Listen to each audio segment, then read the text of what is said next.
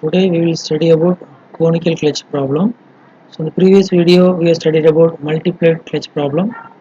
So this cone clutch used for some peculiar, different, unique application of low torque and low power application. So this is working of conical clutch. So when you press the clutch, this will move forward and reverse, engaging driving and driven shaft. And see the nomenclatures here. So this is the area of actually this was the circular position. This is the breadth of your conical clutch, and inside radius is R2 and outside radius is R1, and this alpha is called semi-cone angle.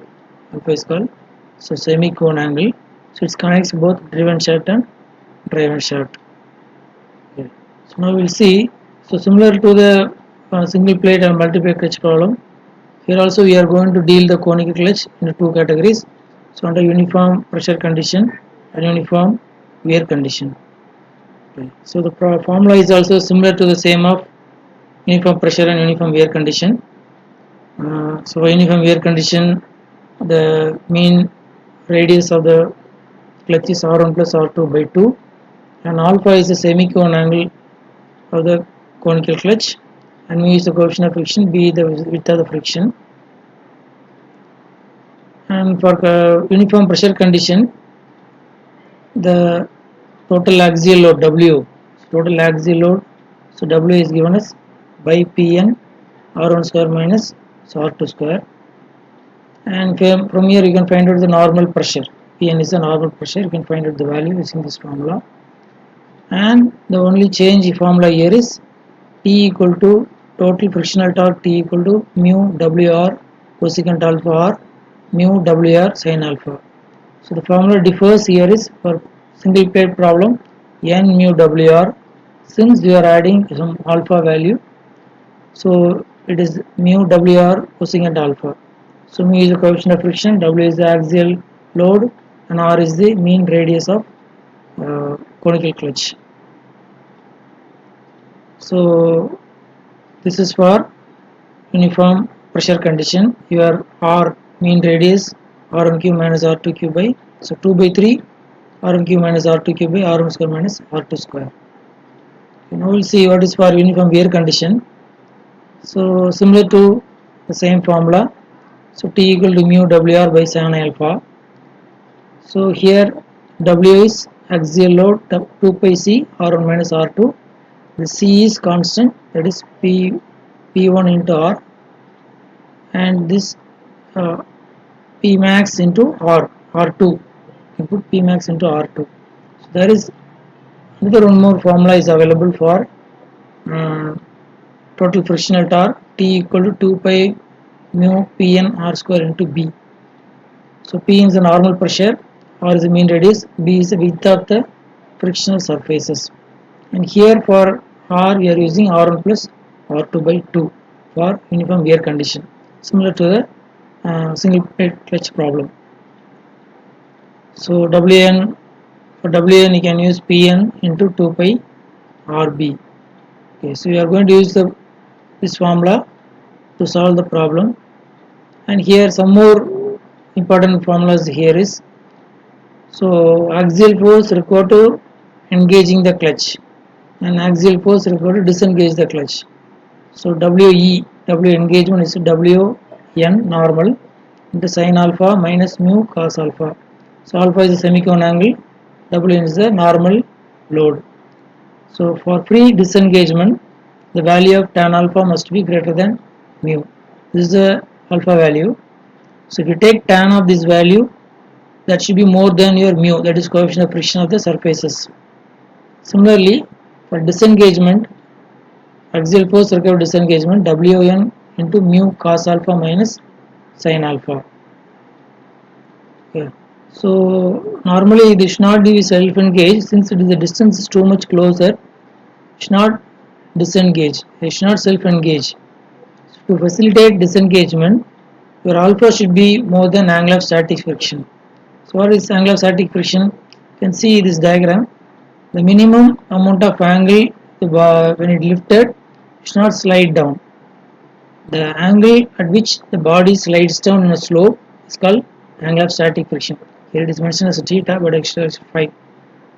So that's called static friction.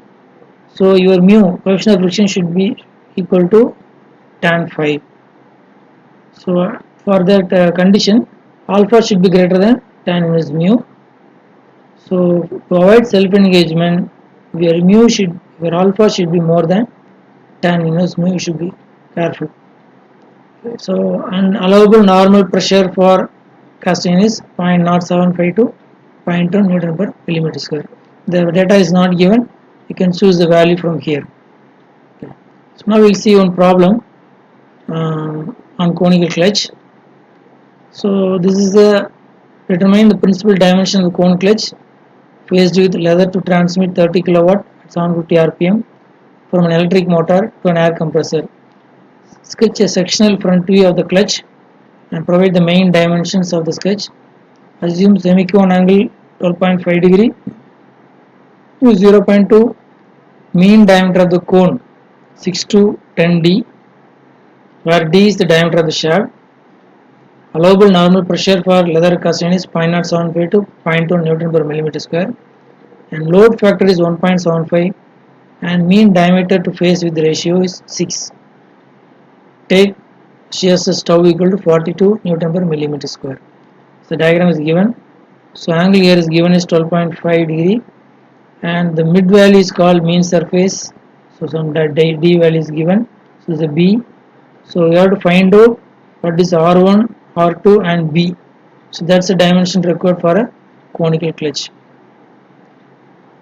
So these are the given data for your p is given 30 kilowatt, speed is given 750 rpm, semicone angle 12.5 degree, mu 0.2.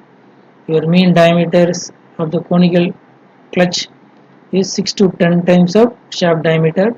So normal pressure value is given up to 0.1 Newton per millimeter square. KL, so based on the application, so KL factor is given. So you have to increase the torque value before finding out other parameters.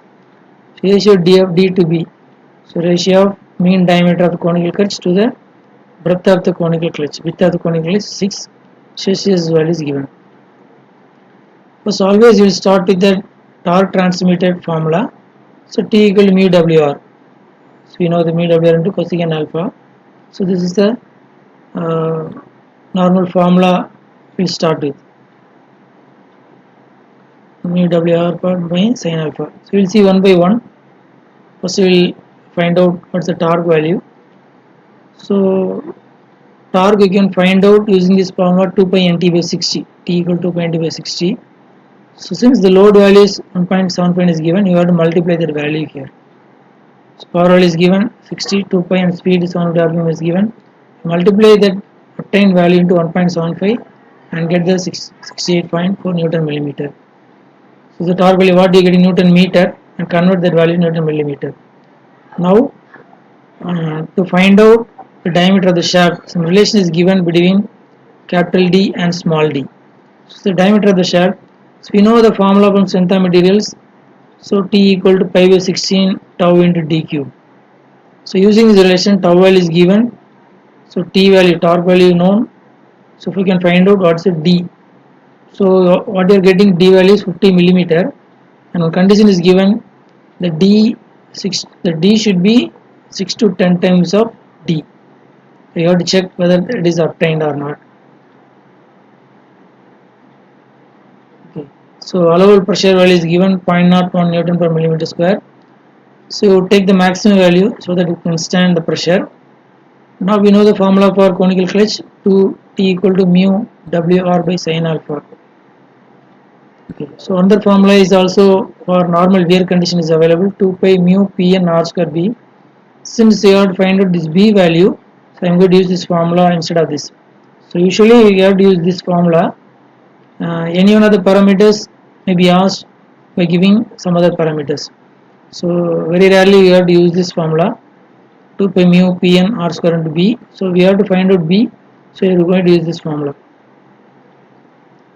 So from this formula, T value is known, mu value is known, Pn value is 0.1 is given. So R square value you have to find out and B value you have to find out. So the B is relation sum is given, you can see here. 2 pi mu 0.1 r square. Instead of b I am substituting r by 3 because of some ratios given. D by b equal to r, the value is given the given data. So instead of d I can write as 2r by b. So the 2 will come here and r by b equal to 3. So the r by b equal to 3. So I am going to substitute here. Instead of b I am going to substitute r by 3. Since the b I am going to substitute r by 3 here. So on consolidating we will get 0.042 r cube. So finally we will get r is 250 millimeter. So capital R is 250 millimeter. So naturally capital D is also 2 into R 500 millimeter. So one condition is given initially in the problem. So D should be 6 to 10 times of D. So D is earlier 250 millimeter. So 50 millimeter you have obtained. So 10 times of D is 10 times 500. So the calculated value D is safe. Now we will see other parameters. So B equal to D by C given data is given. So you calculated D is 500. So your B is 83.3 millimeter. So one parameter you have found out B. Now you have to find out outer and inner radius of the clutch R1 and R2. So you have to use this relation R1 equal to R1 plus B by 2 sin alpha.